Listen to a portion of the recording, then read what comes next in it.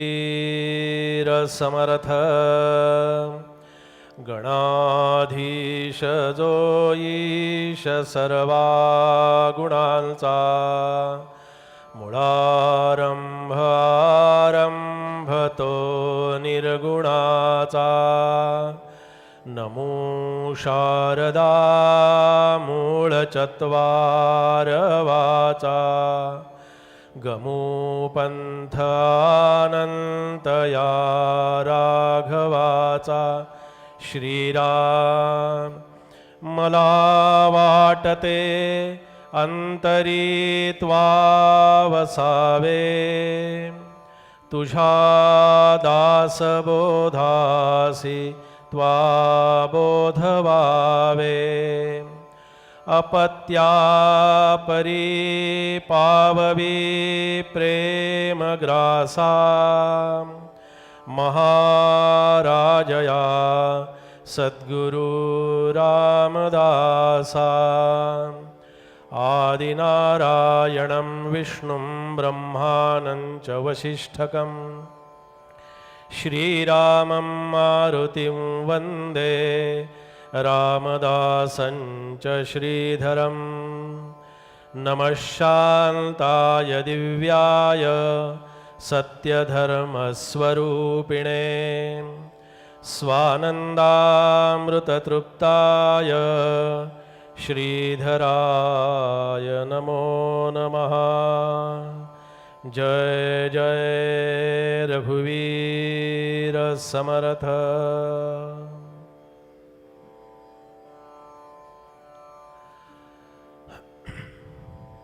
संत महोत्सव हा आपल्या जीवनातला एक आपल्याला परिवर्तन करून दिशा दाखवणारा अशा अर्थानं आपण या संत महोत्सवाकडे पाहतो। कारण संत आपण पाहिलं की संत ही व्यक्ती नाही आहे, मग संत ही वृत्ती आहे आणि मग त्या वृत्तीचं जागरण करायचं आहे। संतांचं चरित्र अभ्यासणं, संतांचं चरित्र पाहणं, ते पाठ करणं, ते समाजासमोर मांडणं हा त्यांच्या वृत्ती जागवण्याचा एक फार मोठा विषय आहे। आणि म्हणून अशा कार्यक्रमामध्ये आपण आपल्या जीवनामध्ये आनंद वृत्तीला सतत जागवायचं आहे। आपण काय करतो की ती आनंद वृत्ती न जागवता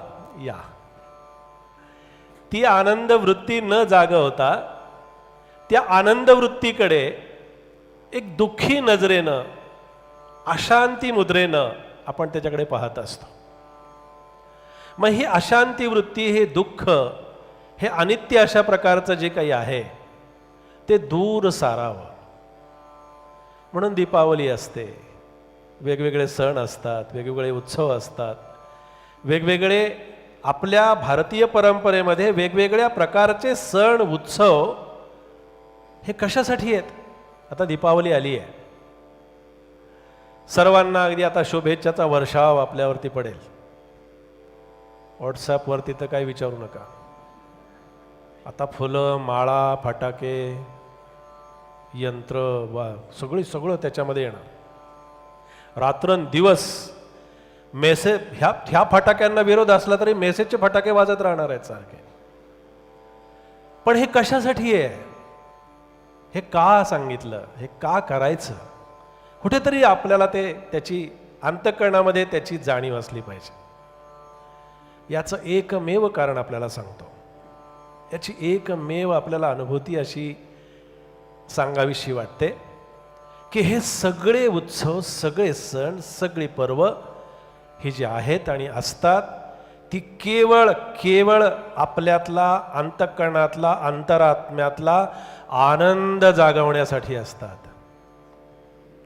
दीपावलीचा दिवा पणत्या लावायच्या, सगळीकडे आकाश कंदील, दिव्यांचा झगमगाट, काय बरं असावं त्याच्या मागचं शास्त्र?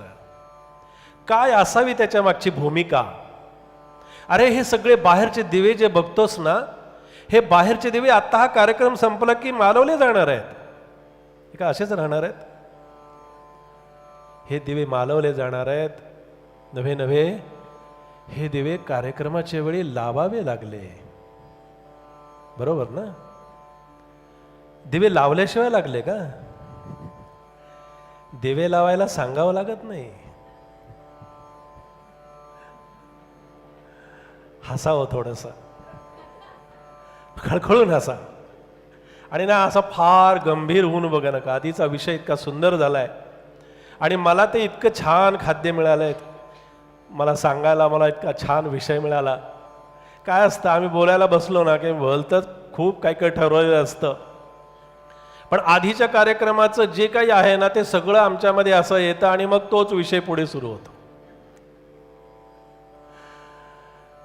गंगोत्री यमुनेत्रीला जातो आणि तिथल्या स्नानाचा आनंद घेतो. स्नान करेपर्यंतचा आनंद का? स्नानाला जाण्यापूर्वीचा आनंद हा स्नानानंतर जेवढा तिथे जायला वेळ लागला तेवढा वेळ तरी राहू दे ना बाबा तुझ्या मध्ये. गंभीर होऊ नका. आमचं काय झालंय की आम्ही जिथे गंभीर असायला पाहिजे तिथे गंभीर असत नाही आणि जिथे गंभीर नसायला नको आहे तिथे आम्ही फार गंभीरता धरलेली असते. ज्यांचं चरित्र समर्थांनी सांगितलं आणि त्यांचं चिंतन आपल्याला करायचंय आपल्या वेळेमध्ये. वेळेमध्ये अशा अर्थाने की थोडीशी भूक लागू दे ना जरा. आपल्याला चिंतन करायचंय. सांडोनी रामानंद घन ज्याचे मनी विषय चिंतन त्यासी कैचे समाधान लोलंगतासी श्रीराम. त्या आनंद घन रामाचं चिंतन करायचं. बाबाजी समोर बसलेत, त्यांचं खरंच आत्ता वर्णन केलं तसंच आहे. मारुतरायांची अखंड उपासना, जागृत हनुमानाची उपासना ते करतायत. केवढे योग यावेत जीवनामध्ये. समर्थांच्या पादुका आता थोड्या वेळात त्यांना सांगितलंय की तुमचा कार्यक्रम संपला की इथे आणा. आमच्या सगळ्या श्रोत्यांना समर्थांच्या पादुकांचं दर्शन झालंच पाहिजे. समर्थांच्या पादुका आल्या, स्वामींच्या पादुका आज हे सगळ्या कार्यक्रमाच्या सुरुवातीपासून इथे आहेत. म्हणजे समर्थ आले, स्वामीजी आले, आज दामोदर रामदासींच्या रूपानं आद्य शंकराचार्य आपल्याला आशीर्वाद देऊन गेले आणि बाबाजींच्या रूपानं आज मारुतराय सुद्धा इथे येऊन बसले. ही दृष्टी कुठेतरी येऊ द्या आपल्या मनामध्ये ना. हा भाव कुठेतरी येऊ द्या. आपलं सारखं प्रपंचाचं रडगाणं भास झालं. आता किती दिवस रडायचं, किती वर्ष रडायचं? का रडणं हाच आमचा धर्म आहे? बरोबर. मी म्हटलं की जर असं जर होत असेल ना की चिंता करण्यानं सगळे प्रश्न मिटत असतील ना, तुम्हाला मी आजपासून माझ्याकडून मुभा देतो, अखंड चिंताच करत राहा. चालेल? नाही चालणार. आपण एका चिंतेशी तरी एकनिष्ठ आहोत का? जे मन एका चिंतेशी एकनिष्ठ राहू शकत नाही, जी आमच्या आवडीची आहे, प्रेमाची आहे, रोजच्या जीवनामध्ये आम्हाला जिच्याशी संयोग आहे, ती चिंतेशी सुद्धा आम्ही एकनिष्ठ नाही, मग चिंतनाशी कधी राहणार आहोत? प्रभाते मनी राम चिंतित जावा. आणि मग त्या सांडोनी राम आनंद घन. समर्थांनी फार उद्वेगानं म्हटलं. काही समर्थांचे शब्द असे सुंदर आहेत. अरे त्याचं चिंतन सोडून तू हे काय करत बसलायस? सांडोनी म्हणजे सोडून. हे काही शब्द त्यावेळेचे असे आहेत. म्हणजे सांडलेस फिटलेस समर्पण तयासीच होय असं म्हटलंय.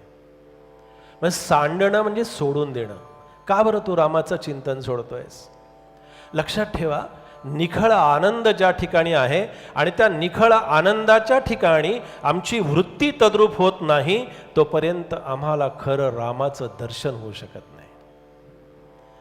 वृत्तीचा प्रवाह सारखा चाललेला आहे. असं आहे का की आमची वृत्ती काही वेळेस काम करते, काही क्षण काम करते, काही दिवस काम करते, काही वेळेस आमची वृत्ती तद्रूप होते? असं नाही आहे. वृत्ती जी आहे ही वृत्ती अखंडपणानं कार्यरत आहे.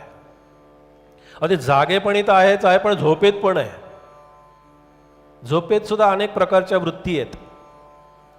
मग या सगळ्या वृत्तीतून आम्हाला बाहेर काढणारी शक्ती आणि या सगळ्या वृत्तीतून बाहेर काढणारं सामर्थ्य जर कुणामध्ये असेल तर ते माझ्या समर्थांच्या मध्ये ते सामर्थ्य.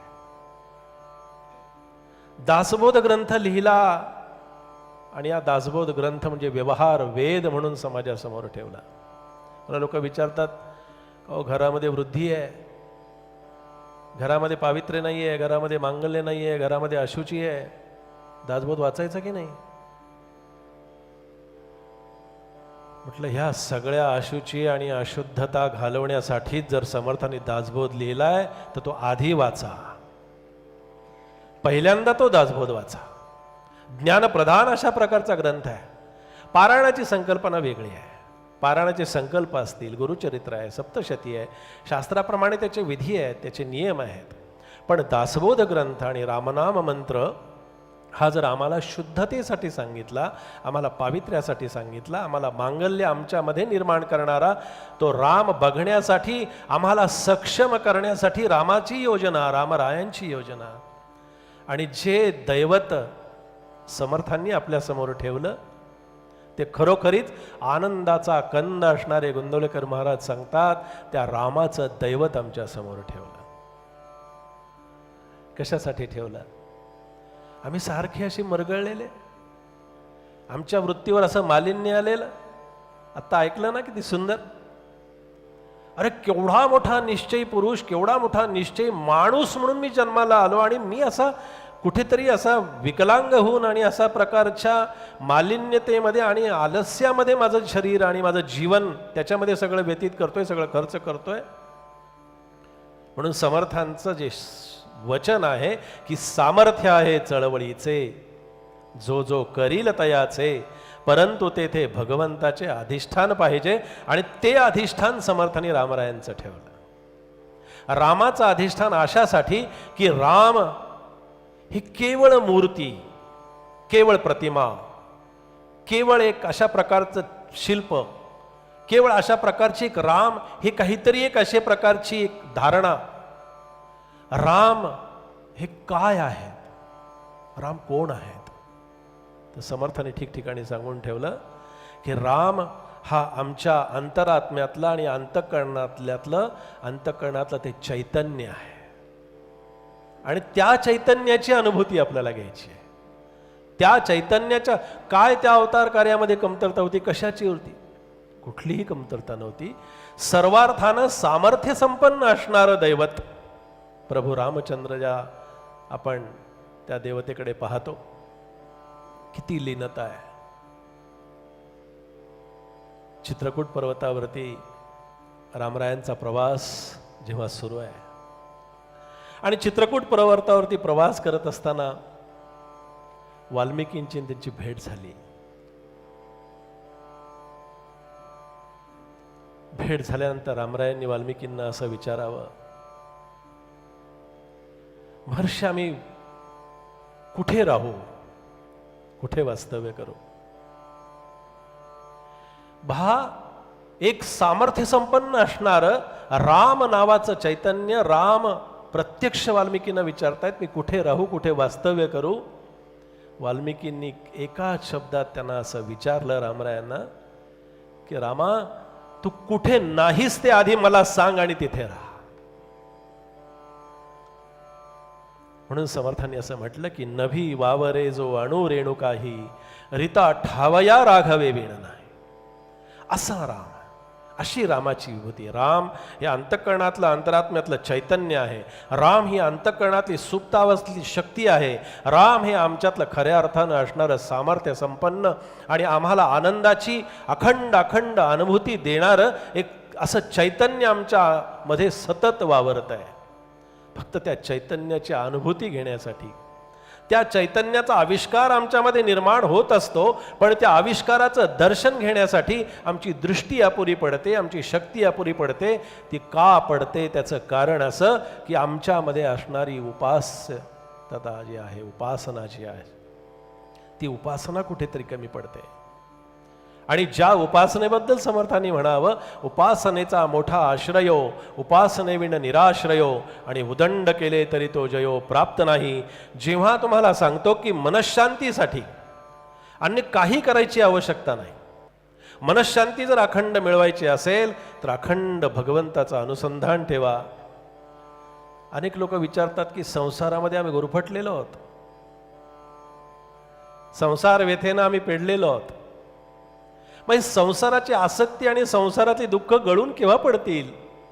केव्हाही संसारातली आसक्ती आमची संपून जाईल. फार सुंदर चिंतन आहे की जेव्हा आमची सद्गुरु पदावरती अचल अविरत अशा प्रकारची निष्ठा दृढपणानं त्यांच्या पावलावरती चिकटून राहील, त्यावेळेला संसाराची आसक्ती त्या पिकलेल्या फळासारखी गळून पडेल. वेगळं काही करावं लागणार नाही, वेगळं काही करायची आवश्यकता नाही. फक्त आमच्या अंतःकरणातला भाव, आमच्या अंतःकरणातलं प्रेम, आमच्या अंतःकरणातली त्या ईश्वराला जाणण्यासाठी जी आमच्या अंतःकरणातली प्रेरणा शक्ती असते, धारणा शक्ती असते, जे त्याला पाहण्यासाठी आवश्यक असते, तो आनंद आम्ही गमावून बसलो आहोत. खरं वास्तविक पाहता या पिंडाला जेव्हा पिंडाची निर्मिती झाली तेव्हा तो पिंड निर्माण केला गेला, निर्माण झाला, तो केवळ आणि केवळ आनंदाच्या अनुभूतीसाठीच तो निर्माण झालेला आहे. फक्त आम्हाला तो समजला पाहिजे, तो कळला पाहिजे. भगवंत आमच्या सतत पाठीशी आहे, पण तो पाठीशी असणारा परमात्मा, तो पाठीशी आहे, तो समोर आला तरी आम्हाला कळत नाही, तो पाठीशी असलेला कधी दिसणार? झाला आता 3 दिवस संत महोत्सव झाला,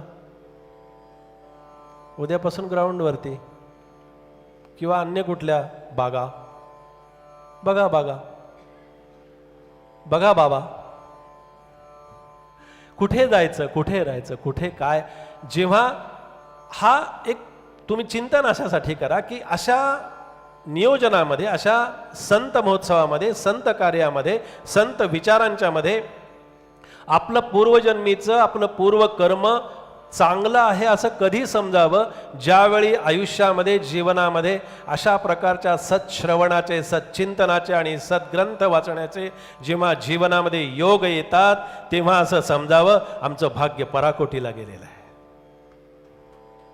आणि हे भाग्य आम्हाला कळायला पाहिजे. परमेश्वर सतत सतत माझ्या पाठीशी आहे आणि तो म्हणतो, जा, तुला कुठं पळायचं तिकडे पळ, तुला जायचं तिकडे जा, तुला करायचं ते कर. असं नाही भगवंत म्हणत की तू तिकडे गेलास ना, मी नाही तुझ्या बरोबर येणार. एक ससे विकणारा व्यापारी होता आणि त्याने काय केलं, आपल्या नोकराला एक दिवस एक ससा त्याच्याबरोबर दिला आणि त्याला सांगितलं, जा बाजारामध्ये घेऊन, एका व्यक्तीला हा द्यायचा आहे, तो ससा घेऊन जा. त्यांनी ससा बरोबर घेतला आणि ससा बरोबर घेऊन तो खेडेगावातून जायचं होतं, बाजार होता, गर्दी होती आणि त्या खेडेगावातल्या बाजारामध्ये आला आणि त्यात आता खेडेगावातल्या बाजारामध्ये थोडी धक्काबुक्की असते, थोडी गर्दी असते, रस्ता खराब असतो. सगळे खेडेगावातले बाजार आपण पाहिले असतील. त्या सगळ्या गडबडीमध्ये आणि त्या सगळ्या गोंधळामध्ये याच्या हातामध्ये असलेला ससा त्या गर्दीमध्ये हातातून त्याच्या निसटला आणि पळून गेला. त्याच्या शेजारी बसलेला एक मुंबईचे सद्गृहस्थ उभे होते, ज्याच्या हातातून तो ससा पळाला. त्याच्या बहुतेक चेंबूरचे होते. ते म्हणाले, अरे पळाला ना ससा, तू काय शांत उभा राहिलास इथे, जा त्याच्या मागे धाव तरी निदान. सस्याच्या गतीने तू पळू शकणार नाहीस, पण निदान अरे 4 पावलं तरी पुढे टाकून बघ कुठे गेला, इकडे तिकडे गेला. फार हुशार होता हो तो नगरचा होता. तो म्हणाला, जाऊ दे, सशाला जायचं तिकडे, कुठेही जाऊ दे, ससा कुठेही पळाला तरी चालेल, त्याला जायचं तिकडे जाऊ दे. म्हणला, मला काही त्याची फिकीर नाही, मला काही त्याची चिंता नाही. म्हणला, त्याला कुठं जायचंय ना, त्याचा पत्ता माझ्या खिशात आहे, त्याला कोणाकडे द्यायचा आहे तो.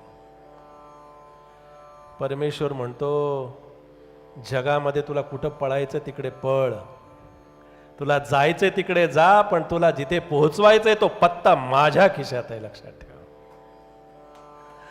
असा पत्ता आपल्याला मिळाला पाहिजे. पण ह्याचा पत्ताच नाही. एका ठिकाणी कुठे थांबायला तयार नाही, एका ठिकाणी कुठे बसायला तयार नाही.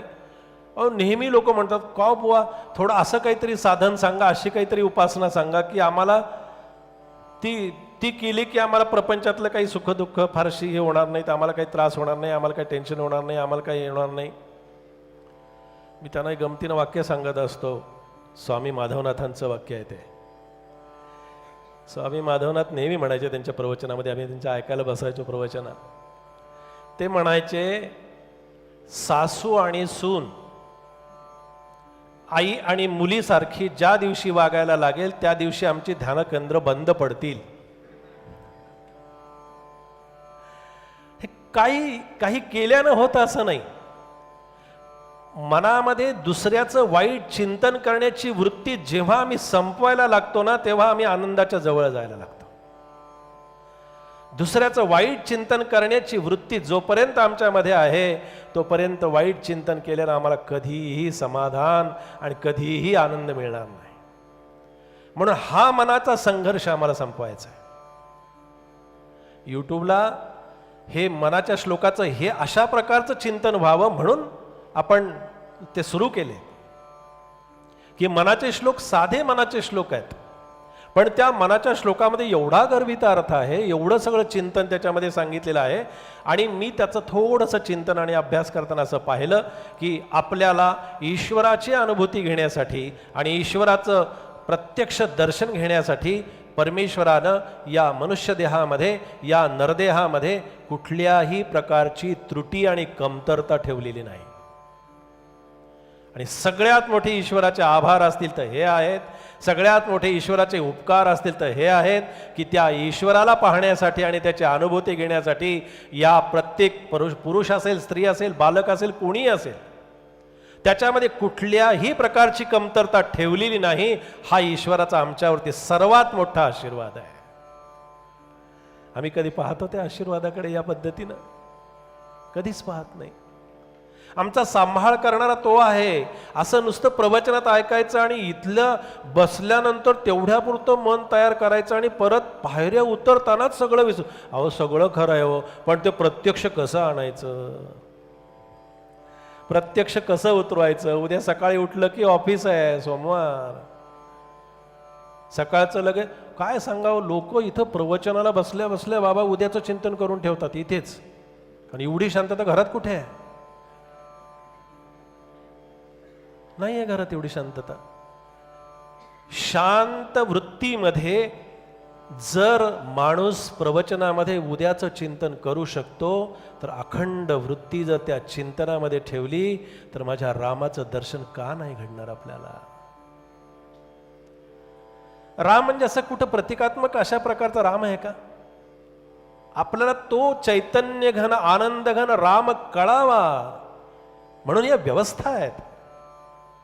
संत महोत्सव, संत कार्य, संत दर्शन आणि संतांची कृपा ही त्यांच्या प्रत्यक्ष दर्शनापेक्षा, जबाबदारीने एक वाक्य उच्चारतोय, संतांच्या प्रत्यक्ष सहवासाशिवाय आणि संतांच्या फक्त आणि फक्त सहवासापेक्षा त्यांच्या ग्रंथांचा सहवास हा आम्हाला त्यांच्यापेक्षा जास्ती आनंद देऊन जातो. तुम्ही म्हणाल कसं? थोडं पटवून द्या. आहे ना, प्रत्यक्ष सहवास असतो संतांचा, मिळतो आम्हाला, मिळत नाही असं.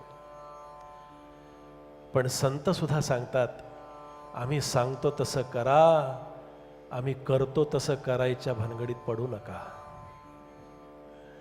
संतांच्या सहवासात राहिलं ना तर तुम्हाला सांगतो संकल्प तर निश्चित जागे होतात, होत नाहीत असं नाही.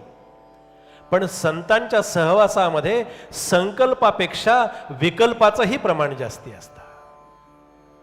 म्हणून म्हटलं की संतांचा प्रत्यक्ष सहवासापेक्षा सुद्धा संतांचे विचार आणि संतांच्या ग्रंथामध्ये त्यांचा सहवास जास्तीत जास्त आपल्याला आनंद देऊन जातो. नाही तर का हो बाबा, आता इथे बाबा आणि बुवा दोघंही आहेत. किती वाजता उठता? 6 वाजता. अरे बापरे, आम्हाला वाटलं तुम्ही पहाटे 3 वाजता उठत असाल. आला विकल्प. बाबा इथे जेवणार की नाही? संत मग आता आहे ना संध्याकाळी सगळ्यांच्या बरोबर, जेवणार की नाही? आता बाबा जेवणार नाहीत पण बुवा जेवणार आहे. बुवा आता प्रवचन ठोकलं तरी 1.5 तास. ओ हातात थाळी घेऊन इथं जेवले आमच्या बरोबर. आला विकल्प. विकल्प यायला काही लागत नाही, पण संकल्प निर्माण करावा लागतो आणि विकल्प आपोआप जागा होतो. म्हणून त्या विकल्पातून वृत्ती आपल्याला बाहेर काढायची आहे, विकल्पातून आपल्याला बाहेर पडायचं आहे. विकल्प आपल्याला कशा पद्धतीनं आपल्यामध्ये जागा करत असतो. म्हणून रामाचं चरित्र, रामाचं चिंतन आणि रामाचीच वृत्ती अंतःकरणामध्ये सतत जागी असते. मी त्या वृत्तीला अन्य काहीच बोलत नाही, मी त्या अन्य वृत्तीला कुठलंच नाव देत नाही. मी माझ्या अंतःकरणातल्या वृत्तीला श्रीराम आणि श्रीराम समर्थ हेच नाव दिलेलं आहे. ती समर्थ सामर्थ्य माझ्या अंतःकरणामध्ये निर्माण होणारी वृत्ती ही सुद्धा सामर्थ्य संपन्नच असली पाहिजे. असल्या कुठल्या तरी वृत्तीला मी माझ्या अंतःकरणामध्ये थारा देताच कामा नये. चिंतन ऐकताना, चिंतन श्रवण करत असताना ते चिंतन कुणी मांडलं, कसं मांडलं, कशा पद्धतीनं मांडलं, यापेक्षा मी त्या चिंतनाकडे पाहण्याचा माझा दृष्टिकोन कसा ठेवला हा फार महत्वाचा विषय असतो. ते ऐकताना, ते श्रवण करताना माझ्या अंतःकरणातली श्रवण भक्ती खरी जागी झाली आहे का? माझ्या अंतःकरणातला राम जागा झाला आहे का? माझ्या अंतःकरणातली राम ही वृत्ती जागी आहे का? अंतःकरणातली राम श्रीराम समर्थ नावाची वृत्ती जर जागी असेल तर मला सांगा, मनामध्ये विकल्प येणारच नाही. आणि जरी तो विकल्प मनामध्ये निर्माण झाला तर कुठल्या कुठे तो संपून जाईल. म्हणून रामाचं चिंतन, म्हणून आनंदाचा शोध, आनंदाचे डोही आनंद तरंग, आनंदम ब्रह्मे दिव्य जानात. आनंद ही वृत्ती आहे, आनंद हा सागर आहे. आनंद हे आनंद सागर आपण ज्यांचं चरित्र गोंदवलेकर महाराजांच्या जीवनामध्ये पाहतो, केवढं मोठं दिव्य भव्य अशा प्रकारचं चरित्र आहे. फक्त आमची वृत्ती त्या आनंदाचा अनुभव घेण्यासाठी आमच्या वृत्तीला कधीतरी सांगितलं पाहिजे की अरे तू भरतासारखं कधीतरी हो ना, हो ना. तुम्ही सुद्धा हो ना म्हणणार ना? कधीच नाही, सतत होच. राम जेव्हा वनवासाला जातात त्यावेळेला भरताच्या अंतःकरणाच्या अवस्थेशी आम्ही कधीतरी जाऊन क्षणभर तरी त्या वृत्तीचा विचार करणार आहोत की नाही? या वृत्तीचं नुसतं चिंतन हे सुद्धा आम्हाला आनंदाला पुरेसं आहे. आम्ही नाही भरताची इतकी आमची योग्यता नाही, आम्ही भरता इतकं श्रेष्ठ आमच्यामध्ये भक्ती नाही, आमच्यामध्ये भरता इतकं सामर्थ्य की ज्या रामाला आम्हाला काहीतरी मागायचं आहे. अंतःकरणातली भरत नावाची भक्ती आणि शक्तीच फक्त रामाजवळ मागू शकते, अन्य कुणाला मागायचा अधिकारच पोहोचत नाही.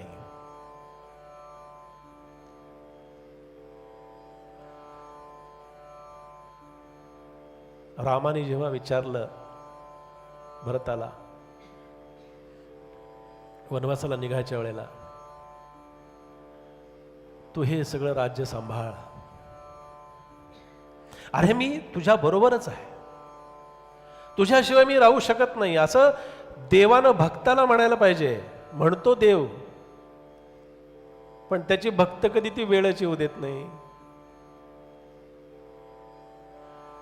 भरताला असं झालं होतं की मी रामाजवळ काय मागू आता. भरत बरंच काही मागून घेऊ शकलं असता, पण भरताने काही नाही मागितलं. भरताने फक्त आणि फक्त एकच एक मागणं मागितलं, आणि ते सुद्धा सज्जन हो, या सगळ्या संतांनी, महंतांनी, ऋषीमुनींनी, भरतांसारख्या महंतांनी रामाजवळ जे मागणं मागितलं ना, ते त्यांच्यासाठी नव्हतं, त्यांच्यासाठी नसतं, ते तुमच्या आमच्यासाठी मागितलेलं असतं. त्यांना काय करायचं ते? भरतानी रामाकडे मागितलं, मागणे ते रामा आपुल्या त्या पादुका. मला काहीच नको दुसरा. पादुकामध्ये काय आहे? पादुकामध्ये एक निर्गुण निराकार अशा प्रकारची शक्ती त्या पादुकामध्ये सामावलेली आहे. जेव्हा भरतानी रामाकडे या पादुकांचं मागणं मागितलं तेव्हा भरतानी रामाकडे पाहिलं आणि राम स्वतः सांगतायत की या पादुका मी तुला का देतोय, कशासाठी देतोय माहितीये? अरे या पादुका म्हणजे भरत तुला माहितीये नेमकं काय आहे ते? किती चैतन्य भरले तुला माहितीये? किती सामर्थ्य याच्यामध्ये भरले तुला माहितीये? भरताने हात जोडले आणि प्रार्थना केली की महाराज सांगा मला. रामाने सांगायला सुरुवात केली आणि राम सांगतात, हे भरता, या ज्या पादुका आहेत ना, या पादुकांच्या खालची जी गादी आहे ना, गादी, ही गादी म्हणजे अशी नुसती रोज उशाला घेतोस ती गादी नाही. ही गादी सर्वसामान्य नाही. ज्या गादीवरती या पादुका ठेवल्या जातात, त्या पादुका ज्या गादीवरती विराजमान होतात, ती गादी सर्वसामान्य नाही भरता. ती गादी ही प्रत्यक्ष सीतामाई आहे.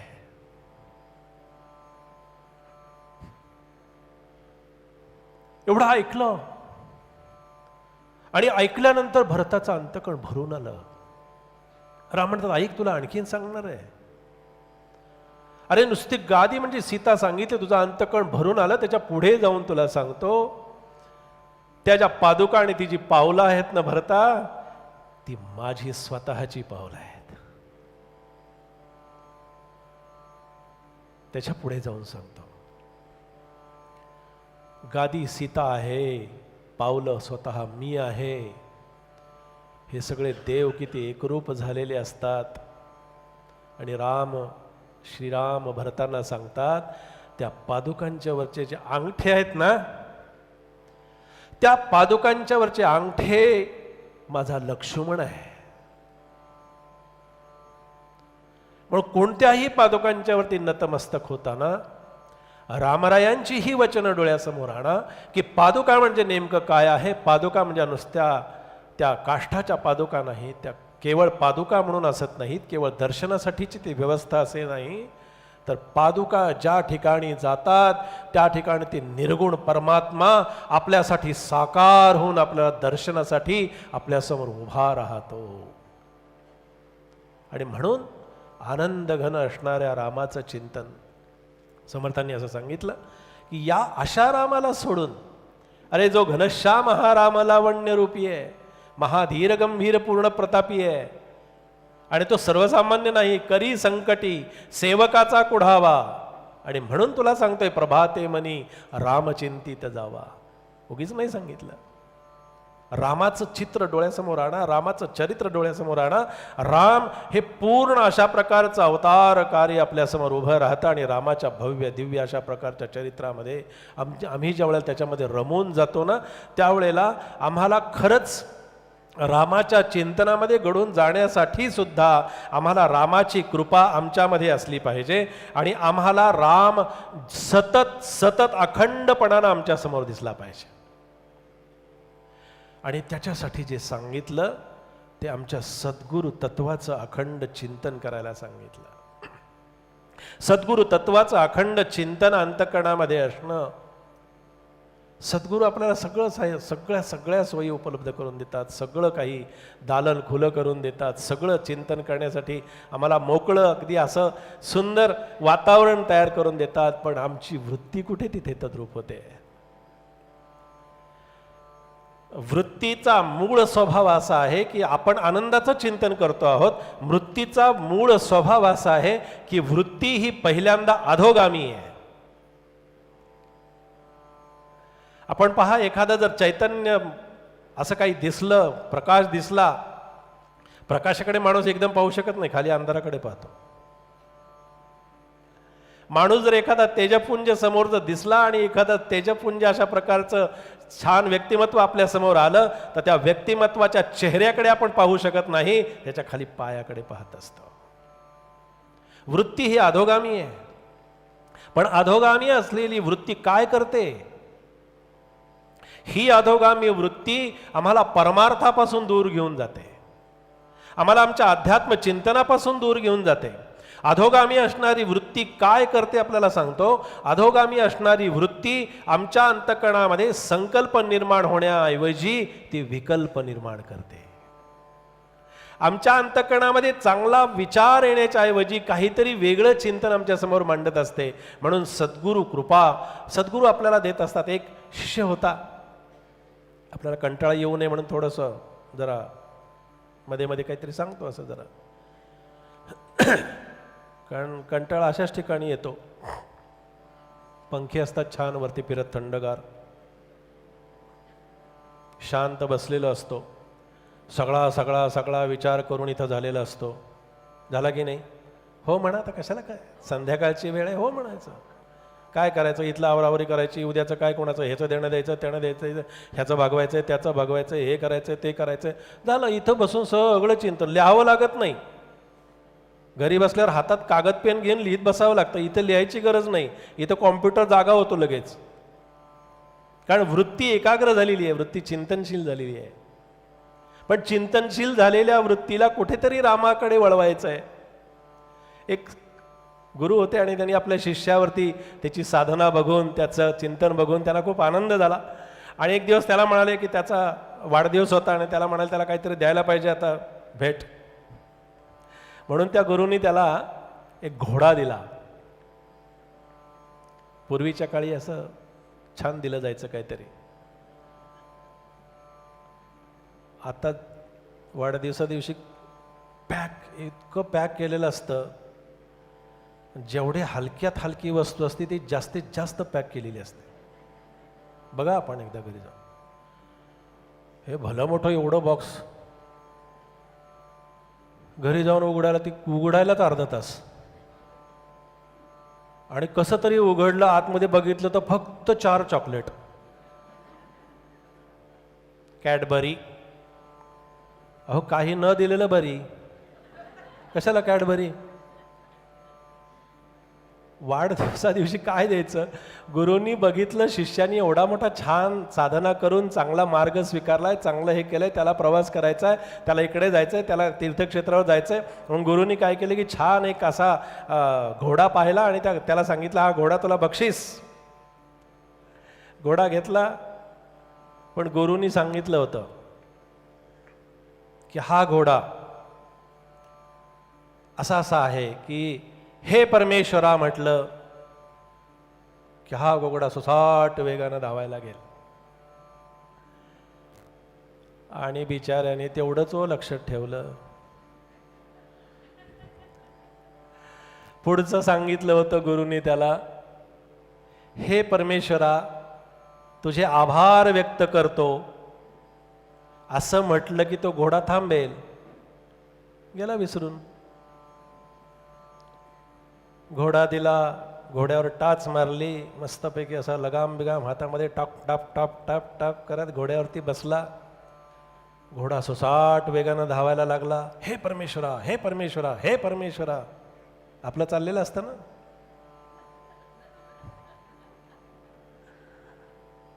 हे परमेश्वरा म्हटलं की त्या घोड्याला सवय शिकवलेलं तसं होतं. हे घोडं पळतं ना. हे परमेश्वरा म्हणलं की ते आणखीन टाप टाप टाप करत वेगात सोसाट पुढे पळायचं. बरं ह्याला तेवढंच फक्त लक्षात राहिलं. आणि अशा वेळेला काय करावं त्याला काही कळे ना. हे परमेश्वरा, हे परमेश्वरा. हे तर ह्याला वाटलं हे परमेश्वरा म्हटल्यावर, धावा केल्यावर हे परमेश्वरा, हे परमेश्वर थांबेल. थांबायलाच तयार नाही. हे परमेश्वरा म्हणले तर सुटतोय. असं करत करत एका डोंगरावरती गेला, टेकडीवरती गेला. अशा डोंगरावरती जाऊन पोहोचला. हे परमेश्वरा, हे परमेश्वरा, हे परमेश्वरा, हे परमेश्वरा करत. आणि अशा ठिकाणी जाऊन पोहोचला. एक मोठीच्या मोठी दरी होती.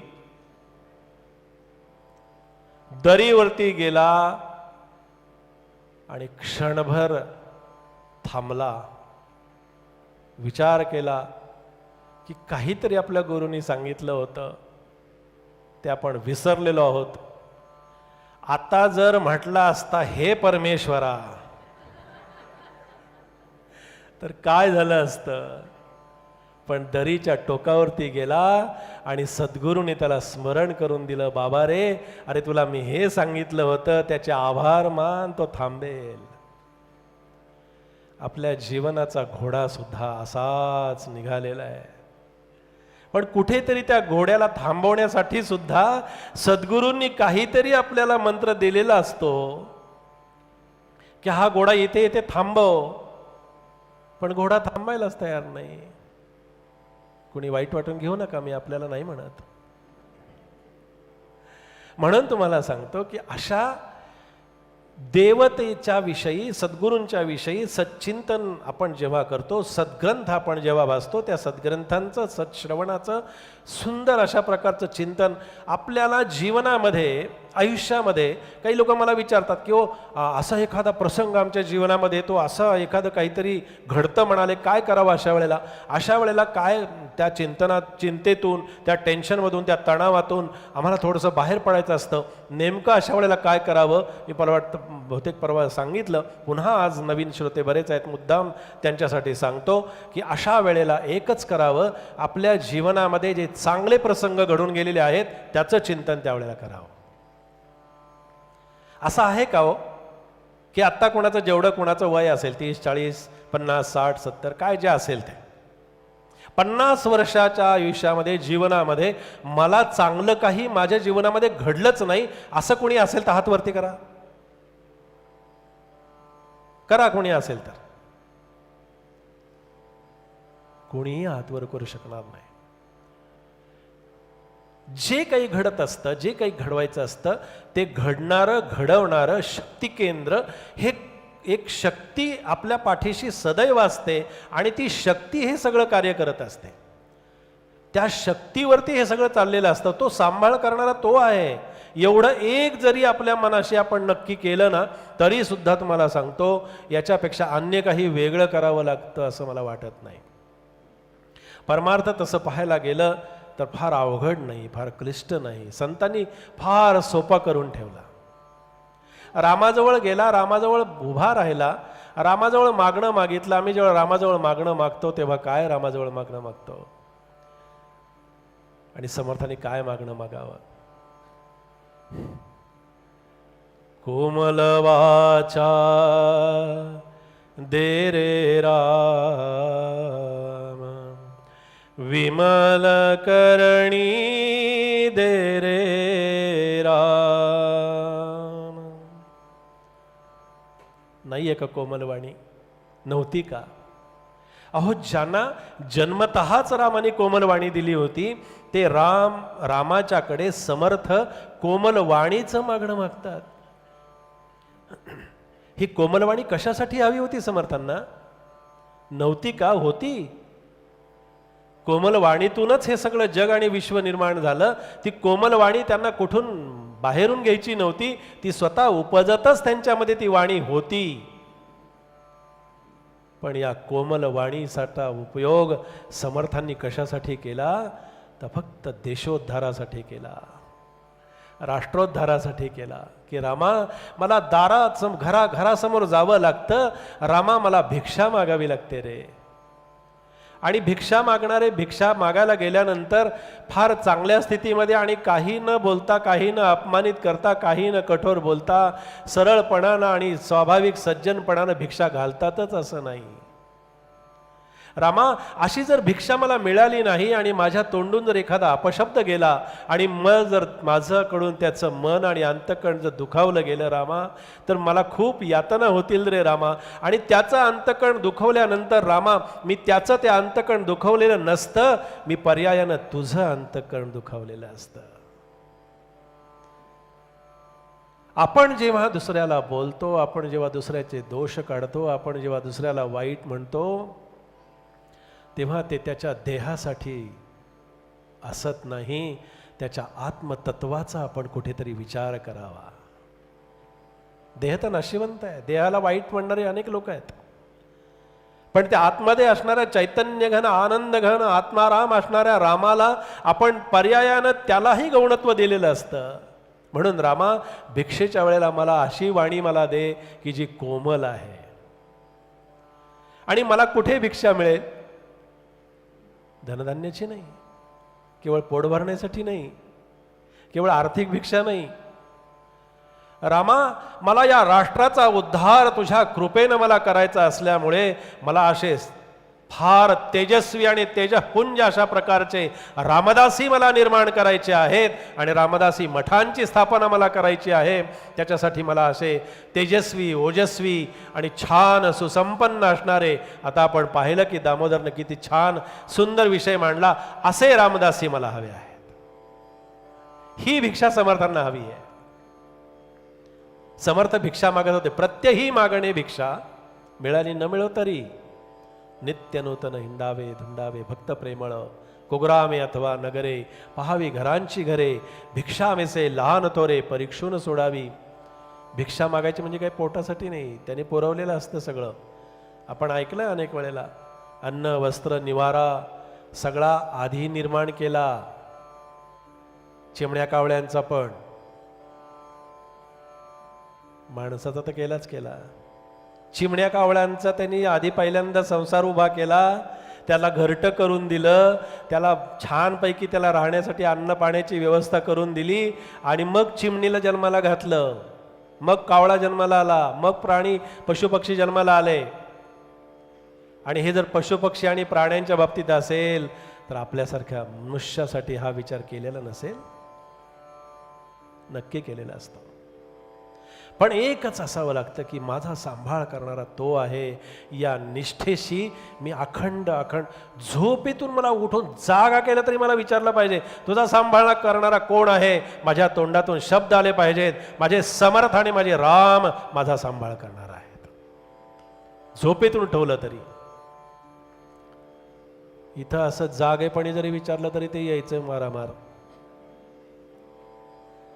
विमानानं उड्डाण केलं होतं, अवकाशात विमान गेलं होतं, खूप उंचावर गेलं, हवेमध्ये गडबड झाली, हवा तिकडचं सगळं बिघडलं, विमान भरकटायला लागलं. विमान भरकटायला लागल्यानंतर पहिल्यांदा ज्यांच्या बॅगा बेगा होत्या भरलेल्या रत्नांनी तिकडे बघितलं. कपडे लत्ते खरेदी, काय त्या खरेदीला अंतच नाही. एवढं सगळं घेऊन सगळं करून विमानाचा प्रवास चालला होता. तरी बंधनं असतात, मर्यादा असतात, पण सोन्याची बिस्किटं घालतातच त्याच्यात. सोन्याची बिस्किटही घालतात, सोनू नावाच्या माणसाची पण घालतात त्याच्यात, व्यक्तीची पण. भरकटलं विमान, भरकटायला लागलं. प्रत्येक जण आपापलं सामान, आता बस असती तर उड्या मारल्या असते, विमानातून कुठे उडी मारलं? बरं उडी मारली तर पडायचं म्हणजे संपायचंच. पळता येत नाही, इकडे जाता येत नाही, तिकडे जाता येत नाही. भरकटलं विमान, सगळीकडे बघायला लागले काय करावं. एक मुलगी होती जिचं वय वर्ष 10, शांत बसलेली होती,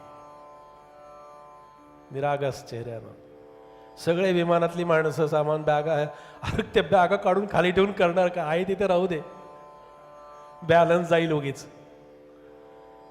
तिकडे तिकडे सामानाचे हे करायला लागले, ते करायला लागले. बरं आपल्याला माहिती असतं आपल्या बरोबर काही येणार नाही, तरी सुद्धा साठवतोच आहे. हो, जन्माला येताना होतं काय छाटी? मोहनभाऊ रामदासींची छाटी होती अंगावर? होतं काय सगळं मॅचिंग बिचिंग? काही नव्हतं. कसा आला तुम्हाला माहिती आहे. जाताना कशाला मी सांगू, तुम्हाला माहिती असताना. जाताना कसं काय हो, दोरा सुद्धा अंगावर देत नाही. किल्ल्या तर नाहीच नाही. गोदरेजच्या किल्ले असल्या ते म्हणतात घ्या, कशाला कपाट फोडायची, काढून घ्या. काय कर दो, काहीच ठेवायला तयार नाहीत अंगावर.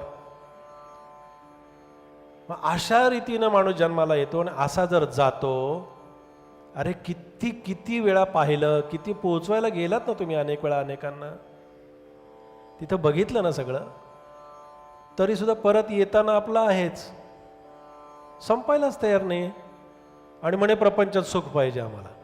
कसं मिळतंय? असं मिळतो काय आनंद आणि सुख आणि समाधान? नाही मिळणार. विमान भरकटलं, ती मुलगी शांतपणे निरागस बसलेली होती आणि सगळं हे पाहत होती. विमान असं घरटे घ्यायला लागलं, हे करायला लागलं, ते करायला लागलं. एक माणूस होता, त्या मुलीजवळ गेला आणि त्या छोट्या मुलीला विचारलं की हे चाललंय सगळी गडबड, इतका गोंधळ, आता विमान कुठल्याही क्षणी कोसळेल खाली, आणि एवढं सगळं असताना तू इतकी शांतपणे बसलीस, तुला नाही भीती वाटत? तुला नाही असं काही वाटत की आता कसं होईल आपलं? तू तर आणखीन जास्तीत जास्त हे करायला पाहिजे होतंस, पण तुला अजिबात काळजी वाटत नाही, तुला अजिबात चिंता वाटत नाही. याचं कारण काय बरं? सांग बरं तू. त्या मुलीनं जे उत्तर दिलं, वही पेन असेल तर लिहून ठेवा किंवा अंतःकरणावरती कोरून ठेवा. त्या मुलीनं सांगितलं, या विमानाचे चालक माझे वडील आहेत, माझे बाबा आहेत, काही झालं तरी विमान कोसळणार नाही. जीवनरूपी विमान कुठे जरी उडालं आकाशाने अवकाशामध्ये, आणि किती वादळ आलं, किती वारा आला, किती पाऊस आला आणि किती ढगाळ वातावरण जरी झालं ना, तरी तुम्हाला सांगतो, माझे सद्गुरू माझ्या या जीवनरूपी विमानाचे खऱ्या अर्थानं चालक आणि मालक आहेत. आम्हाला काहीच होऊ शकत नाही. मना श्रेष्ठ धारिष्ठ जीवी धरावे. आणि हे श्रेष्ठ धारिष्ठ जेव्हा तुम्ही अंतःकरणाशी दृढ कराल, दृढ धराल, आणि मग तुम्ही सांगायला अधिकारी व्हाल, मना सर्व लोकांशिरे निववावे. दुसऱ्याला निववावे शांत करणं फार सोपं असतं. जगामध्ये दोन माणसं सगळीकडे भेटतात, चेंबूर सोडून. काही बोलायचं नाही आपल्याला थोड्या वेळासाठी. पुन्हा पुढच्या वर्षी आहे ना संत महोत्सव, बुवांना यायचंय पुढच्या वर्षी परत. दोन माणसं गडबड करतात. तुम्ही नाही, तुम्ही जावा तुमच्या कामाला. येऊन नेमकी एवढ्याला उठली, याच हे म्हणतात. दोन माणसं अशी कंटाळवाणी असतात.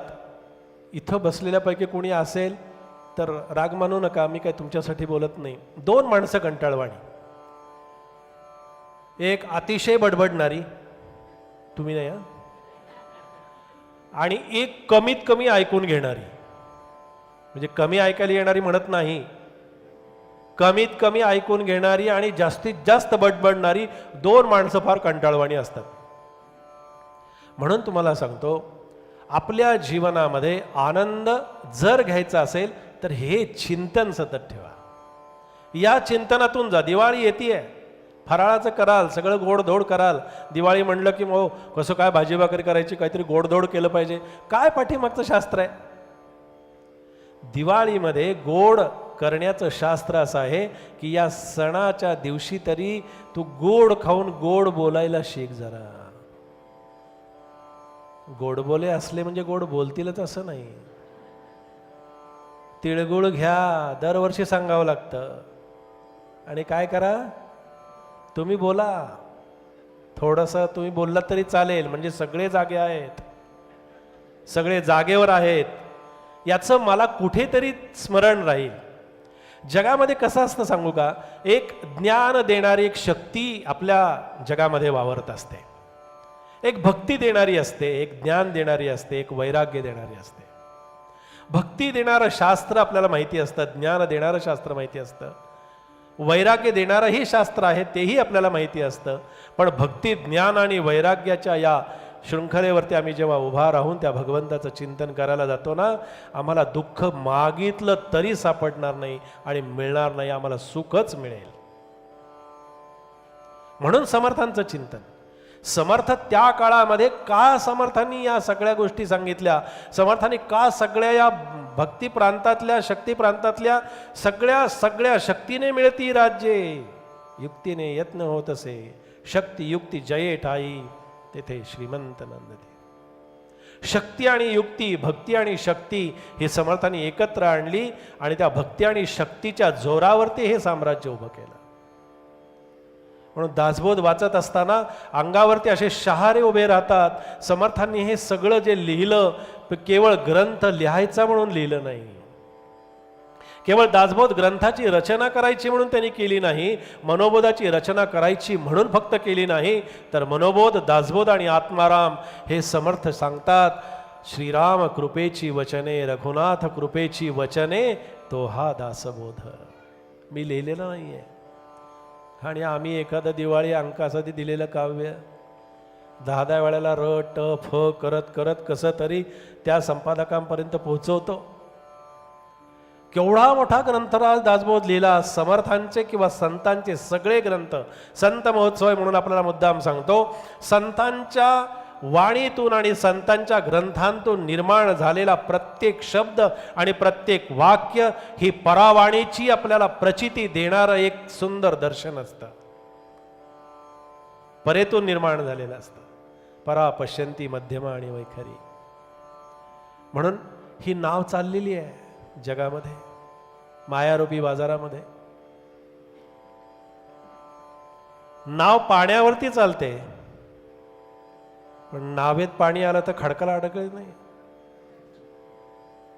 नावेत थोडंसं पाणी गेलं तर खडकाळा आदळते आणि पुढं काय होतं ते तुम्हाला माहिती, मला नाही माहिती.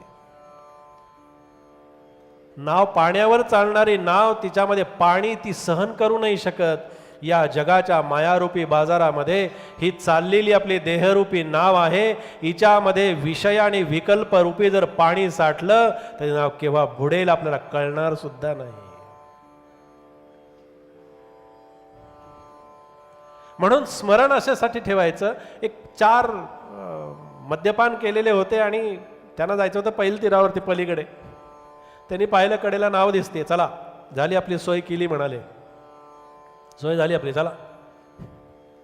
गेले नावेपाशी गेले. रात्र झालेली होती, अंधार पडलेला होता आणि अंधारामध्ये बघितलं तर नाव दिसत होती. पण नाव दिसत होती, पण ती नाव एका कुठेतरी लांब झाडाच्या टोकाला त्या बुंड्याला बांधली होती, ते मात्र त्यांना दिसलं नव्हतं. नावेत बसले. हा त्याला म्हणला तू ओलवतो, म्हणला अरे, म्हणला हो मी ओलवतो. तो 4 जण तयार झाले, जरी त्या अवस्थेत होते तरी तयार झाले. म्हणला मी चालवतो की, म्हणलं मी चालवतो. असं करत करत नाव ओलवायला रात्रभर आपले हात, थोडा वेळ तो, थोडा वेळ तो, थोडा वेळ तो, थोडा वेळ.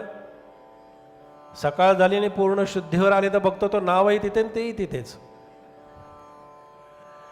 आयुष्यभर साधना केली, जीवनभर तपस्या केली, परमार्थ करायचा प्रयत्न केला, पण ही नाव आहे तिथंच जर राहिली तर काय करायचं मला सांगा. आजच्या दिवशी आपण असं स्मरण करा. आत्तापर्यंत माणसांना ते झालेलं चिंतन करत बसतात, ते कधी संपतच नाही आयुष्यभर. गेला, आत्ता वाजले किती, 8:45, 10 मिनिटं फार वेळ घेणार नाही आपला, काळजी करू नका. गेलेल्या वेळाचं, गेलेल्याच विषयाचं चिंतन करत बसण्यामध्ये काय अर्थ आहे मला सांगा. आत्तापर्यंत 8:45 पर्यंत आत्तापर्यंतच्या आयुष्यातले सगळे वेळ, सगळे प्रसंग, सगळ्या घटना सगळ्या गेल्या. आता तुम्ही त्या सहाणेवरती जसं ते चंदनाचं खोड उगाळतात तसं त्याच संकटाचं, त्याच दुःखाचं, त्याच आणखीन विषयांचं चिंतन करत किती जरी बसलात तरी सुगंधी चंदन येणार नाही. ती कोळसा कितीही जरी उगाळला तरी तो कधी गोरा होईल का, पांढरा रंग त्याला येईल का. झालेल्या गेलेल्या विषयाचं चिंतन करू नका. गेला विषय संपला, मागचा क्षण होता तो निघून गेला. आत्ता या क्षणापासून फार तर एवढी मुभा देतो, आत्ता जेवण झाल्यानंतर. आत्ता म्हणजे तुम्ही म्हणाल बुवा आत्ता लागली भूक, आता जाऊ दे, आता तुम्ही आम्हाला फार काही सांगू नका. आत्ता या क्षणापासून चिंतन करायला लागा. म्हणून त्या चिंतनातून आम्ही ज्ञान ज्ञान ज्ञान काय असतं ते आम्हाला कळतं, भक्ती काय असते ते आम्हाला कळते. एका कारखान्यामध्ये, एका कंपनीमध्ये ज्ञान कसं असतं पहा, आणि ज्ञान आम्हाला कसं कुठून मिळतं. एका कंपनीमध्ये, एका कारखान्यामध्ये एक यंत्र बिघडलं आणि यंत्र बिघडल्यानंतर काय झालं, ते सगळ्या कारखान्यातल्या कंपनीतल्या लोकांनी वाटेल ते सगळे असे प्रयत्न केले, इकडं तिकडं केलं, सगळं बघितलं, काही उपयोग होईना. ते यंत्र काही सुरू होईना, यंत्र काही चालू होईना, ते बिघडलंच. आपण काय म्हणतो, जाऊ दे आता, बिघडलं तर बिघडलं, बोलवा कोणाला तरी दुरुस्तीला. म्हणून त्याच्यातला तज्ज्ञ बोलवला आणि तज्ज्ञाला बोलावून त्याला ते दाखवलं. तो मोठा फार हुशार होता. तो म्हणाला बघतो मी आता यंत्र कसं सुरू करायचं ते. एक हातोडा द्या ना म्हटलं मला. एक हातोडा घेतला आणि हातोडा घेतला आणि त्या यंत्रावरती जोरात हातोडा मारला.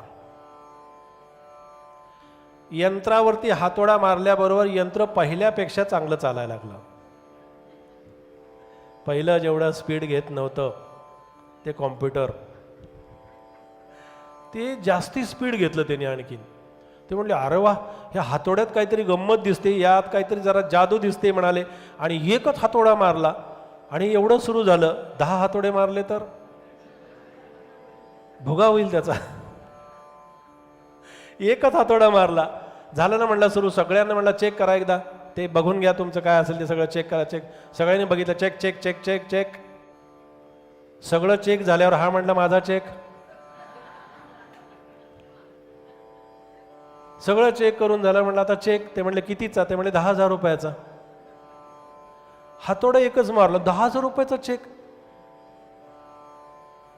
आपटे, अभ्यंकर, बेलसरे, देशपांडे, कुलकर्णी, जोशी सगळे असे एकमेकाकडे बघायला लागले. अरे आपण मारला असता तर?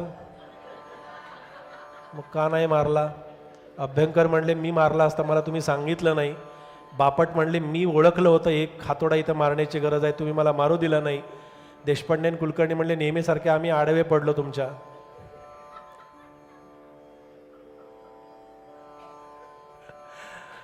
एकच हातोडा मारला आणि 10,000 रुपये मागतोय. ते गडबडले. ते म्हणजे थांबा जरा, आम्हाला थोडीशी जरा मीटिंग घ्यावी लागेल. गेले आतमध्ये केबिनमध्ये, मीटिंग घेतली. एका हातोड्याचे 10,000 रुपये द्यायचे का बाबा? द्यायचे? त्यांच्याकडे असतातच नोटा. थांबा म्हणले विचार करतो. विचार करणं त्याला सांगितलं. काय म्हणले, हे एकच हातोडा मारला 10,000 रुपये तुम्ही बिल लावता, काय बरोबर नाही म्हणले, चुकीचं आहे काहीतरी याच्यामध्ये, दुरुस्त करून द्या. तो म्हणला थांबा, आता तुम्ही जशी मीटिंग घेतली तसं मला जाऊ दे, एक 5 मिनटं मी जरा शांत बसतो, तुम्हाला बिल दुरुस्त करून देतो म्हणला. त्याचं 10,000 रुपयाचं थोडं विश्लेषण म्हणले, असं थोडंसं विभागणी करून देतो, ते तुमच्या ऑडिट भाषेत काय असते ते करून देतो म्हणले. ते बायफर्केशन वगैरे काय मराठीत म्हणतात ना, ते करून देतो म्हणाले. ते करून दिलं आणि ते करून दिल्यानंतर त्याने काय केलं, गंमत केली. बिल 10,000 रुपयेच ठेवलं. फक्त त्यांनी काय केलं, हातोडा मारण्याचा. तर ह्या सगळ्यांची गंमत अशी होती की हातोडा मारण्याचे एवढे कसे, हातोडा मारण्याचे एवढे कसे. त्यांनी काय केलं, हातोडा मारण्याचा फक्त 1 रुपया लावला. बघा माझा हिशोब चुकला तर सांगा बरं का. 9,999 रुपये बरोबर आहे ना? बघा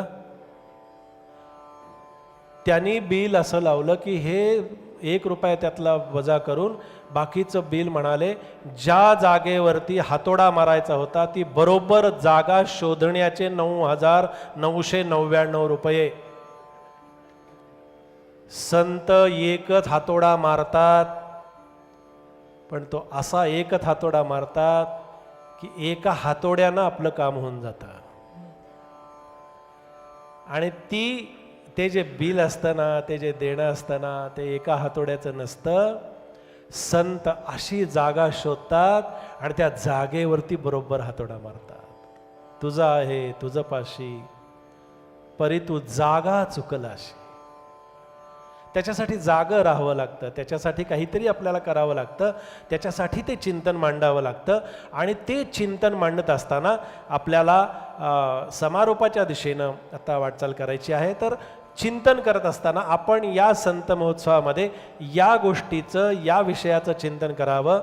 जय जय रघुवीर समर्थ, समर्थाची या सेवका वक्र आहे.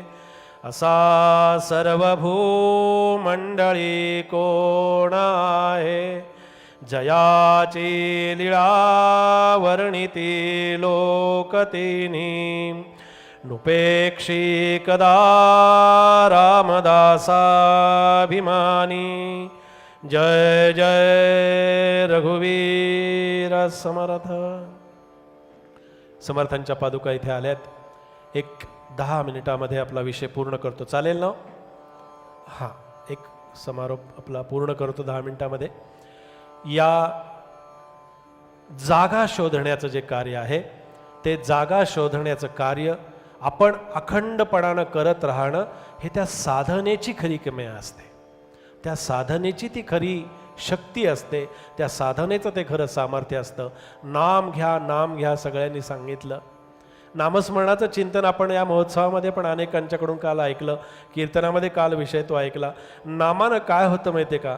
नाम घेत असताना, नामस्मरण करत असताना, नामाचं चिंतन करत असताना एक असं नक्की एकदा कधीतरी आपल्या जीवनामध्ये व्हावं की माझ्या जीवनातला काही वेळ, काही क्षण, आयुष्यभर तर मी माझ्यासाठीच मी जगत असतो, मी इतरांसाठी जगत नाही. आपण आपल्यासाठी जगत असतो ना. इतरांसाठी जगणं आपल्याला माहिती नसतं. पण आपल्या जीवनातला असा काही काळ जावा, अशी काही वेळ आपल्या जीवनामध्ये यावी की आपल्याला सांगतो मी फक्त आणि फक्त देवासाठी जगावं. नाम घेण्यामध्ये अन्य कुठलीही वृत्ती आम्हाला नको आहे. वृत्ती क्षीण होणं आणि वृत्तीचा लय होणं ही नामाची फलश्रुती आहे. हे नामाचं सामर्थ्य आहे. ही नामाची शक्ती आहे.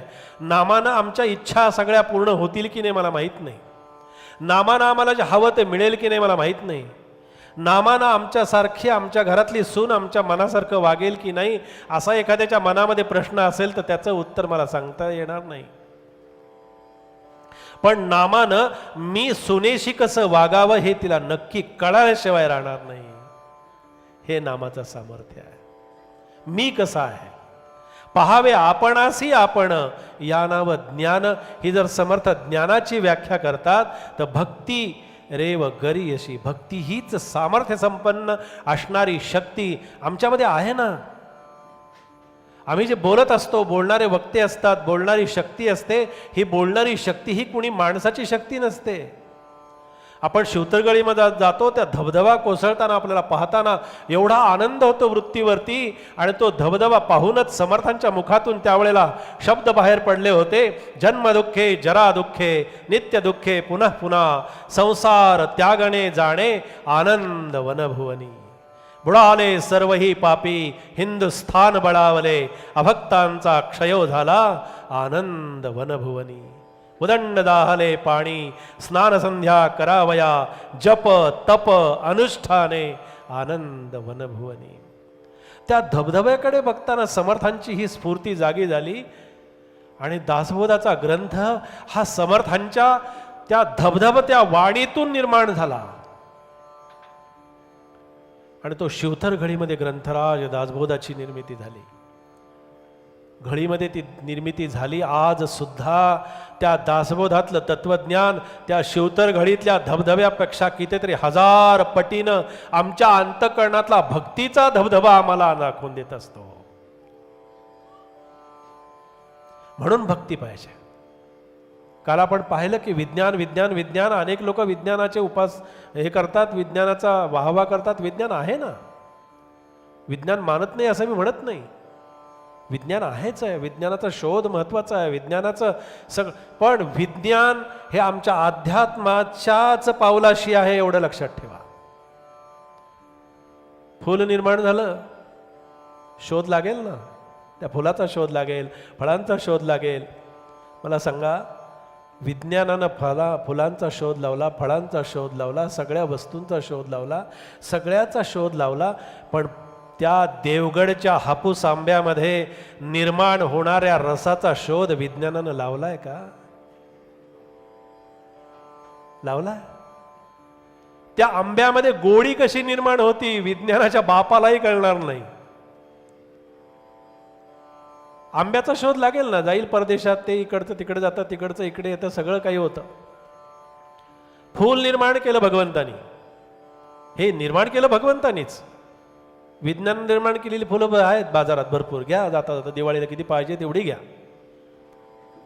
कळत नाही आपल्याला ताजी कुठली, सुकी कुठली, खरी कुठली, खोटी कुठली. इतकं इतकं विज्ञान प्रगत आहे, त्याबद्दल निर्विवाद आहे, त्याबद्दल काहीच शंका नाही.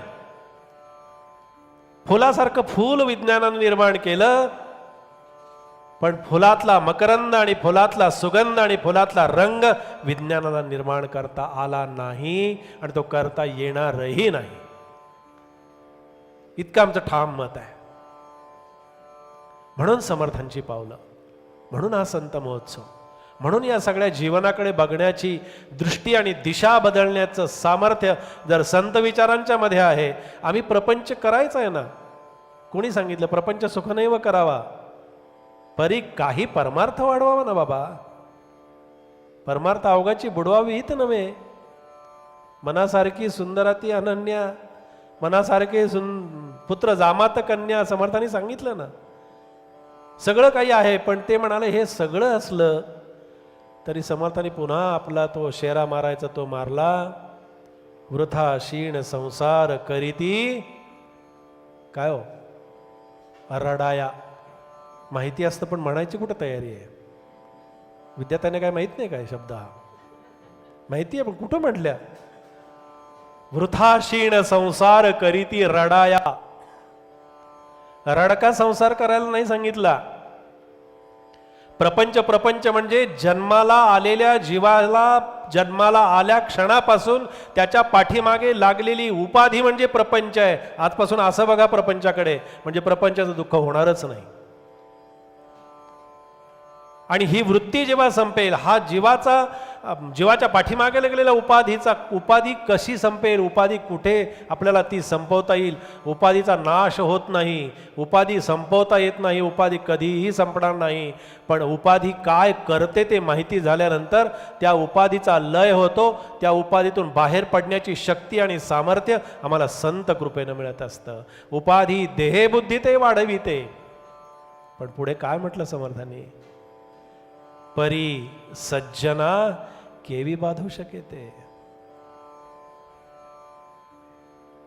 ही उपाधी सज्जनाला नाही बाधू शकत. म्हणून सज्जन होण्याचा प्रयत्न करा. सज्जन कुठे मिळतोय आम्हाला. घराला सज्जन नाव दिलं, सज्जन म्हणून घेण्यासाठी किती प्रयत्न केला. महाराजांच्याकडे एक जण गेला, सामाजिक कार्यकर्ता. आहे समाजातली दुःख, समाजातल्या वेदना, समाजातल्या यातना फार आहेत महाराज, काय करावं, काहीतरी त्याच्यावरती उपाय तुमच्यासारख्या संतांनी केला पाहिजे. हे संतांना सांगायला गेले. महाराज म्हणजे याच्यावरती उपाय सांगा. महाराज म्हणले काय, अरे बाबा हेच असंच चालायचं. आमच्या स्वामींना सुद्धा, श्रीधर स्वामींना त्यांची शेवटची कॅसेट जर ऐकली तर आपल्या लक्षात येईल. त्यांनाही हाच प्रश्न विचारला होता. आयुष्यामध्ये जीवनामध्ये एवढं सगळं घडतंय म्हणाले, आणि तुम्ही जीवनामध्ये ही दुःख संपवू शकत नाही का. हे सगळे मतभेद, हे सगळे कटकटी, या सगळ्या यातना माणसाच्या संपवू शकत नाही का. स्वामींनी एकच उत्तर दिलं, बाबा त्यासाठी वेगवेगळ्या अवतारांचं प्रयोजन हे त्याच्यासाठी केलेलं असतं. आमच्या अवताराचं प्रयोजन वेगळं आहे. ते करू शकत नाही असं नाही. संत हे सगळं करू शकतात. पण संत हे करू शकत असले तरी सुद्धा तुम्हाला सांगतो, संतांची ओळख, सद्गुरूंची ओळख, आपल्या गुरूंची ओळख सांगतो. संत खरा संत, खरे सद्गुरू, खरं अगदी थोडं जबाबदारीनेच उच्चारतोय वाक्य. जे संत असतील, जे सद्गुरू असतील, जे आपले गुरु असतील, जे खरोखरीच त्या पदाला पोहोचलेले असतील, ते सर्वसामान्यांच्या प्रारब्धामध्ये कधीही हस्तक्षेप करत नाहीत.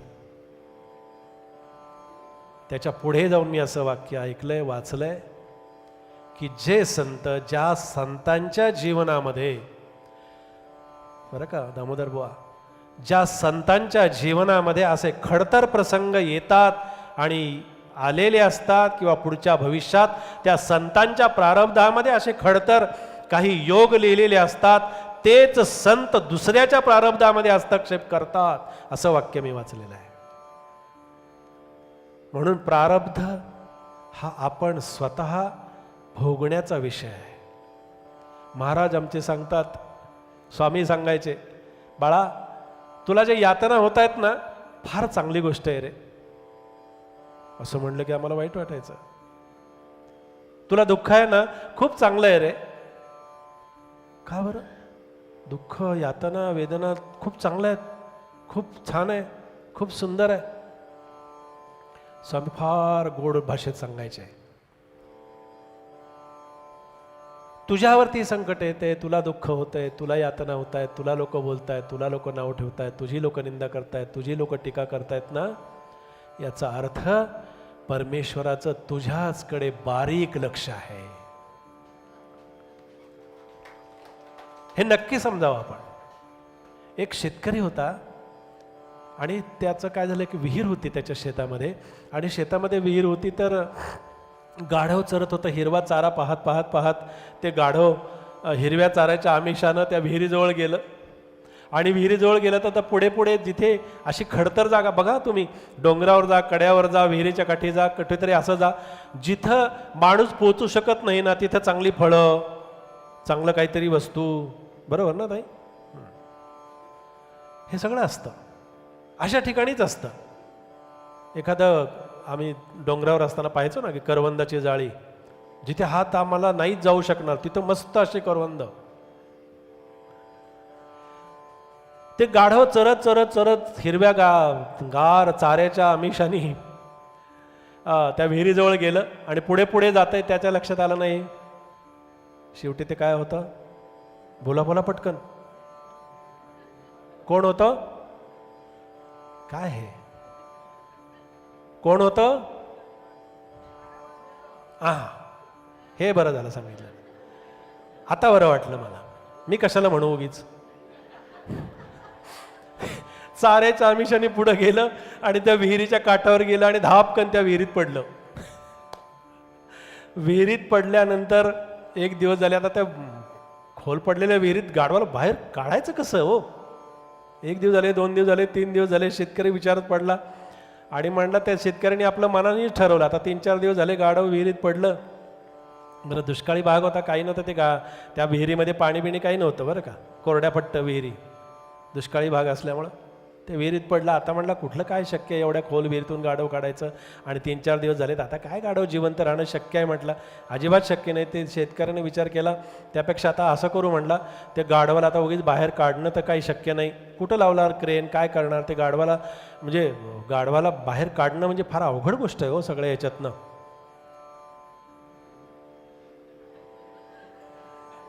का बरं हसला तुम्ही? मला पुढचं आठवणं म्हणून मी गप्प बसलो होतो. ते गाढवाला काढायचं कसं, त्यापेक्षा त्याने विचार केला की ह्याला काढायच्या भानगडीत पडायचं नाही म्हणाले. हे पडलंय ते बरं झालं, एक कमी झालं. आता काय करू म्हणला, जेवढी आपल्या शेतातली जवळपास माती ती सगळी त्या विहिरीत ढकलून देऊ. गाड्या बिड्या लावल्या, ट्रॅक्टर लावला, ते हे लावलं, दिले माती ढकलायला, हळूहळू त्या ह्याच्यामध्ये सुरुवात केली. 1 गाडी, 2 गाडी, 3 गाड्या, ह्या चांगल्या 5-6 गाड्या झाल्या. विहिरीमध्ये माती साठायला लागली. ती माती आत पडली की गाढव जिवंत होतं. गाढव जिवंत होतं. ते काय करायचं, मातीची गाडी पडली की ती बाजूला कडेला जायचं, मातीची गाडी बाजली की पाडवलं जायचं, असं करत करत गाढव कडेला, मातीचा ढिग इकडे झाला तयार. मातीचा ढिग एवढा उंच झाला की गाढवानं बघितलं आता आपल्याला पुरेशी लिफ्ट मिळते. त्या गाढवानी पुढची 2 पावलं मातीवर टाकली. असं करत करत ते 4ही पावलं त्या मातीवरती आली, आणि मातीवरती आल्यानंतर तोपर्यंत ह्या बाबाचं माती टाकायचं काम चालूच होतं, गाढवाला पुरायचं काम चालू होतं. पण गाढव ह्याला पुरून उरलं होतं. ती माती एकदम उंच आल्यानंतर गाढवाने त्या मातीवरती उडी मारली आणि आलं विहिरीच्या वरती. विहिरीवरती आलं, जे सुसाट तिकडे निघून गेलं. आम्हाला का सांगितलं हे? आम्ही परमार्थ करताना अशी माती आम्हाला विहिरीत ढकलून एखाद्यानं संपवण्याचा जरी प्रयत्न केला तरी सुद्धा कधीही तो प्राणी संपत नाही. परमेश्वरानं व्यवस्था केलेली असते. शेतकऱ्याला बुद्धी दिली माती टाकायची, त्या मातीवरती जाऊन ते गाढव वरती आलं आणि पुढे आपल्या त्या ह्याला निघून गेलं. तसं आपण सुद्धा, गाढव नाही म्हणणार मी तुम्हाला, काळजी करू नका, पण ही व्यवस्था आपल्यासाठी परमेश्वरानं केलेली आहे, नक्की लक्षात ठेवा. किती कोणीही दे, परमार्थामध्ये किती नावं ठेवू द्या, कितीही लोकांनी काही म्हणू द्या, कितीही आपल्याला घरामध्ये वाईट वागणूक मिळू द्या, कितीही आपल्याला टाकून बोलू द्या, कितीही आपल्यावरती संकट येऊ द्या, परमेश्वरानं आपल्याला त्याच्यातून बाहेर काढण्याची व्यवस्था केलेली असते. म्हणून हा दृष्टांत मी आपल्याला दिला. अशा चिंतनातून आपण पुढे जावं. आता मात्र माझी वेळ खरंच पूर्ण झालेली आहे. उगीच चिठ्ठी यायच्यात आपलं थांबलेलं बरं. फक्त संत महोत्सव ही आपल्यासाठी फार मोठी पर्वणी आहे आणि मी दरवर्षी म्हणतो खरं, पण यावर्षी मी खरंच सांगू का, मला असं वाटतं की पहिल्या दिवसाच्या संख्येपासून आम्ही खूप समाधानी आहोत. संत महोत्सव आणि बालविकास संघ खरोखरीच अंतःकरणामधून खूप आनंदी आहे. फक्त परमेश्वराने या संत महोत्सवातल्या ज्या व्यक्ती, शुभांगीताई असेल, विद्याताई असतील, संत महोत्सवाचे सगळे कार्यकर्ते असतील, सगळे कुणी पदाधिकारी असतील, सगळे काम करणारे लोक असतील, यांना पुढे केलं आणि आपल्यासाठी फार मोठी व्यवस्था करून दिली. आपण या ठिकाणी मोठ्या प्रमाणात आलात. मला असं वाटतं की 3 दिवसाचा संत महोत्सव आपण करतो, पण पुढच्या वर्षी 5 दिवसाचा करूया का? मला आनंद केव्हा होईल, सगळ्यांच्या टाळ्या वाजतील तेव्हा.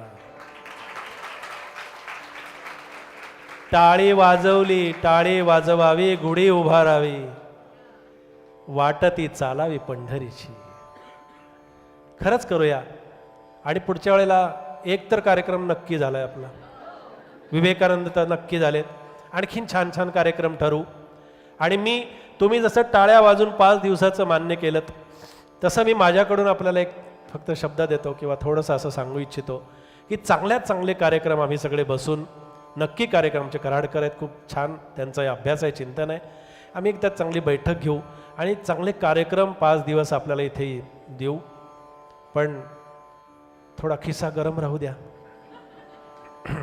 आणि चांगला मोठा कार्यक्रम करायचा तर सगळंच सहकार्य, सगळं काही लागतं.